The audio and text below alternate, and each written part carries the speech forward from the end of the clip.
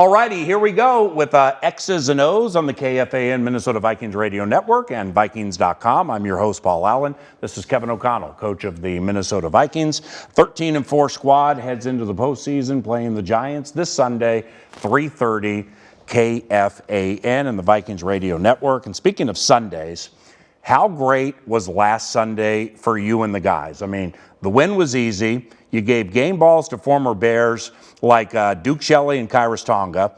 You could tell Josh Metellus really appreciated wearing the C for the first time. And Ty Chandler was active and got some run. Under the radar guys got the spotlight, man. Yeah, we had talked all season long about every player on our roster, whether it was week in and week out or potentially in that week 18, 17th game. We would need everyone to go contribute to a regular season win, a division win, finishing with a winning record in the division. In addition to winning the NFC North was important, but to get those former Bears some love there. And then what a special moment, not only in the locker room post game, but the night before. I had the team vote. You know, Brian O'Neill, I spoke to him, you know, when we put him on IR, we have the opportunity to add a 9th captain. You'll still be a captain. You'll still be with us every step of the way. But he jumped at it. He said, hey, it's got to be Metellus. And then I said, okay, hold on a second. Let's go ahead, just like we did to elect the 8 of you guys. We'll allow the team to vote after 16 games going into our 17th, and it was pretty darn unanimous. I think it's a huge credit to Josh, what he's meant to our team all season long from the beginning, what he's meant to me as a head coach. It was really cool. And why I say I could tell he really appreciated wearing the C is pregame. I mean, he ran by me when I was on the sideline, and he must have been going 4-3, and I'm like, I don't think I've ever seen you run that fast. And he said, I got the C. Yeah. And he pointed to it. And I just had never heard anybody say that in the NFL. And that's just a level of appreciation, man, that kind of moved me. Yeah. Now, speaking of moving, when Daniel Jones scrambles, quarterback for the Giants, sometimes hide the women and children, all right? His instincts with that, they're terrific. Just the instincts to not hesitate, right? Yeah, I think, when you really study this guy, his ability pre-snap to really know what you're in defensively for still, a relatively young player, and he's still getting better every time he goes out there, but he's got a mental side of the game pre-snap that he can decipher what you're in, and then he knows those snaps either on design quarterback runs, RPOs, or those third down scrambles to really extend drives. We've got to treat him like we have every game-changing kind of dynamic dual threat quarterback we've played this year, and we've been successful against a few. We've let some loose plays happen against a few, and we got to be tight there because he can change a game with his athletic ability, his mental awareness of what you're doing, and then he throws it. He's throwing it the best he has his whole career, and credit to their coaching staff, Mike Kafka, and obviously Brian Daboll, for how they've brought that whole group along. In my opinion, being an outsider, the first touchdown drive for the Minnesota Vikings was a play mixing work of art. I mean, Kirk was in command, run pass, whatever the mix was. I just really enjoyed watching it, and closed with a touchdown to TJ with everything blue flowing to the right, and TJ leaks off to the left. Now, Dalvin ran for 41 in the first quarter, 21 on that drive. And he had 23 the rest of the game. What changed? Well, I think the big thing was just he had a few negative runs. This defense, their defensive structure, they do a great job trying to cause chaos. And there's some snaps in there where we've got to be dialed in, all 11, understanding the adjustments, both pre-snap and post-snap in the run game, whether it's a pressure look or whether they're just moving and stemming the front. We've got to keep him churning out positive yards, limit the negative runs that really Dalvin can't do much about when we can't get a run started. Try to get him in the second level on DBs one-on-one in space and see if he can continue to not only hit those efficient runs, but like he did against Miami and Buffalo and Indy early on in the game when he hit a 40-yarder. We want one of those big chunks kind of to pop the top off in the run game and then marry everything from there. So when you get effective running like that early in games, chunk plays, explosives, however you gauge it, how much does it change the safeties for the adversary? Because after that first drive, TJ took off the rest of the game, and Julian Love, or a safety, you could tell was paying more attention to the run and or the play action. That's obviously the point, right? Yeah, I think when you're efficient, the whole playbook's open. when you end up 2nd and 10 or 2nd and 11 or 12 and you're trying to get back on track to being efficient, you play right into a defense like this's hands. And I think it all starts with the ability to run the football. And sometimes, PA, it's the run is setting up plays that we're going to do in the pass game, and we end up generating some explosives that way. Other times, the pass game, the quick passing game, getting TJ going can loosen things up for the run game. So I know sometimes there's the old adage, the run game always sets up everything else, and that's true, but sometimes it has to go the other way around, especially when you got number 18 standing out there and everything that people are trying to do is dictated by where he's aligned in the formation. So we put a lot of things together based upon what we think we're going to get. Then we've got to, like we've had to do about 17 times this year, react to what we get on game day, adjust, put our guys in position to have success. Yeah, the we know, the you know, the we know, the you know, the we know, the you know. It's just fascinating. And then now when you play an out-of-division team for a second time within 3 weeks, it's amplified. And, fair to say, Giants defensive tackle Dexter Lawrence, well, he's elite. I mean, he's elite, and he had a good game, and he had some moments.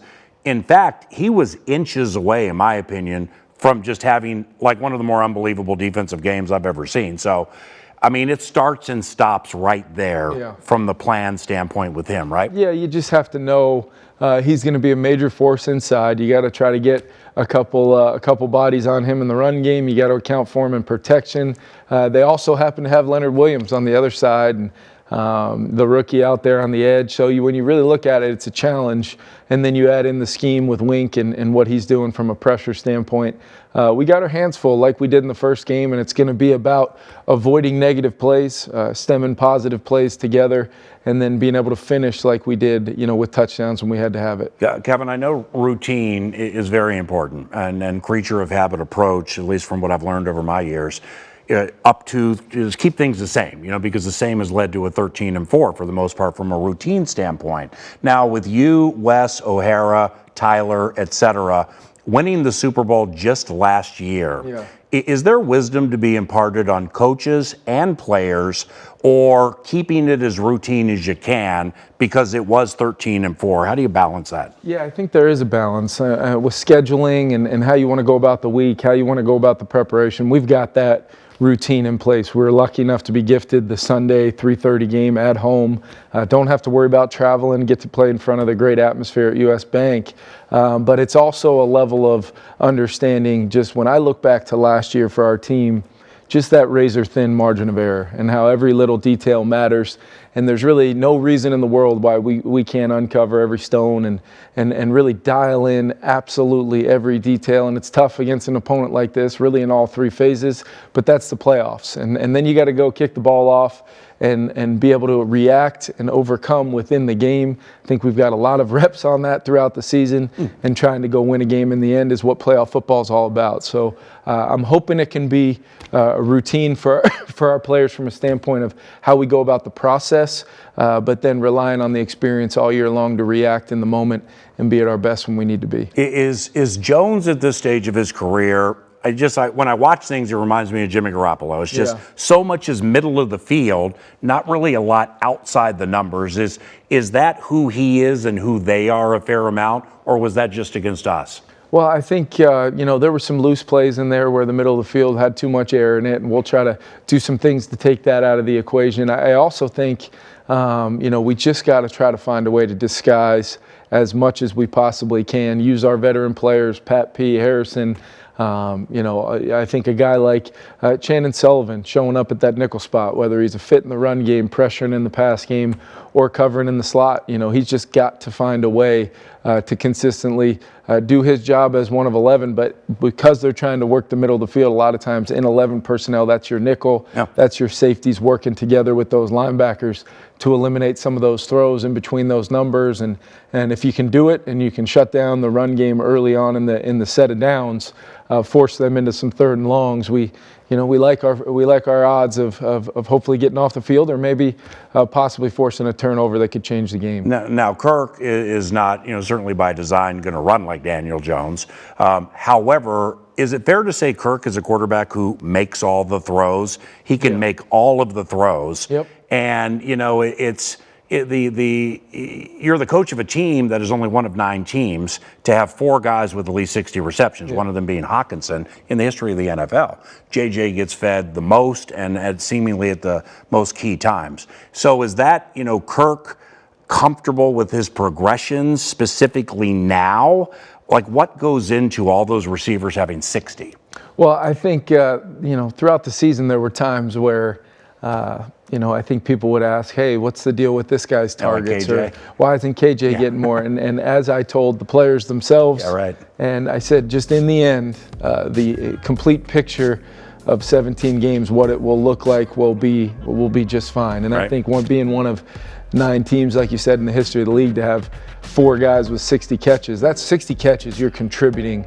You're a major part of the offense. We almost had Dalvin near 1,500 all-purpose yards. You really start talking about maybe not the quarter-to-quarter, play-to-play explosion that some may expect sometimes in this league. But what I would say is, the complete picture, overcoming some injuries, losing some different guys at different times.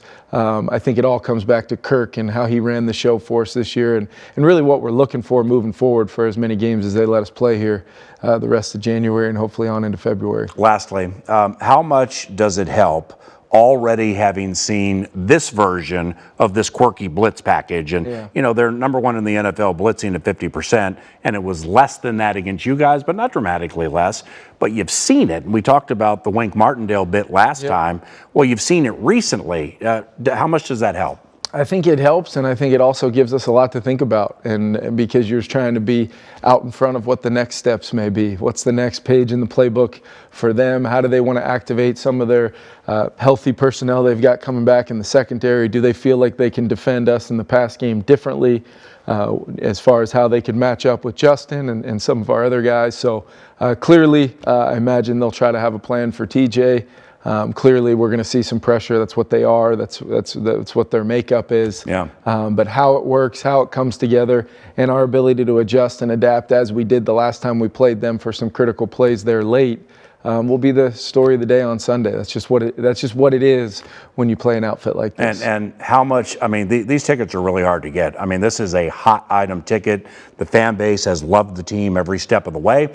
How important are they for you Sunday when the Giants offense is on the field? They're huge. I mean, I know there's been some comments made by some folks about maybe the expectations the last time they came in here. I couldn't believe that he said that. On Christmas Eve, and we'll just leave it at that. But all I know is every moment that we've needed our great fan base at US Bank to just propel that little bit of extra energy, that little bit extra juice in the moment.